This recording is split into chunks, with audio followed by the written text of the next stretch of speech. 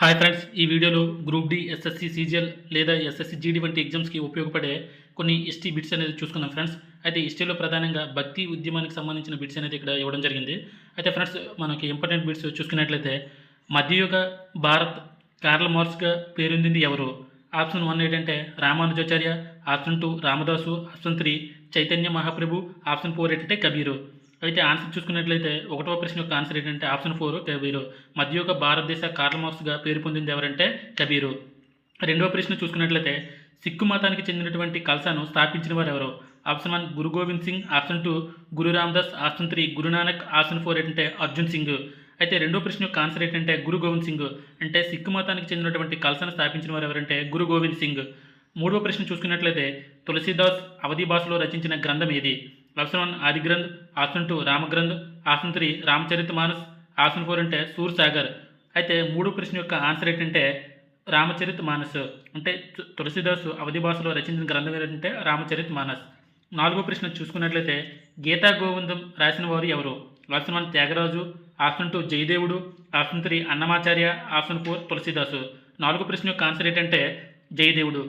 అంటే జయదేవుడు గీతా గోవిందం రచించడం జరిగింది. ఐదో ప్రశ్న చూసుకున్నట్లయితే బసవేశ్వరుడు ఏ మతానికి చెందినవారు?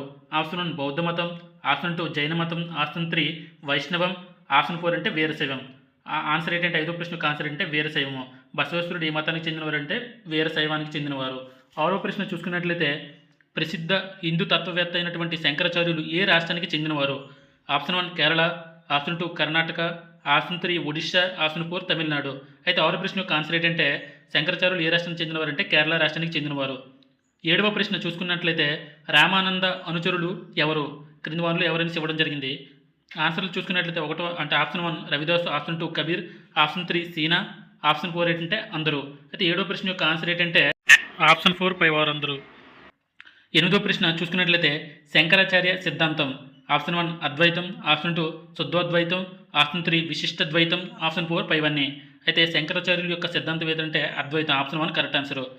తొమ్మిదవ ప్రశ్న చూసుకున్నట్లయితే శంకరాచార్యులు ఏ ప్రాంతం వద్ద శక్తిపీఠం స్థాపించలేదు అని ఇవ్వడం జరిగింది. Option 1 Sringeri, option 2 Puri, option 3 Dwarka, option 4 Vijayawada. అయితే శంకరాచార్యులు ఏ ప్రాంతం వద్ద శక్తిపీఠం స్థాపించలేదంటే ఆప్షన్ 4 విజయవాడలో స్థాపించలేదు. తర్వాత ప్రశ్న చూసుకున్నట్లయితే పదవ ప్రశ్న చూసుకున్నట్లయితే శంకరాచార్య ప్రముఖ గ్రంథాలు ఏవి? ఆప్షన్ 1 వివేక చూడమని, ఆప్షన్ 2 సౌందర్య లహరి, ఆప్షన్ 3 శివానంద లహరి, ఆప్షన్ 4 పైవన్నీ.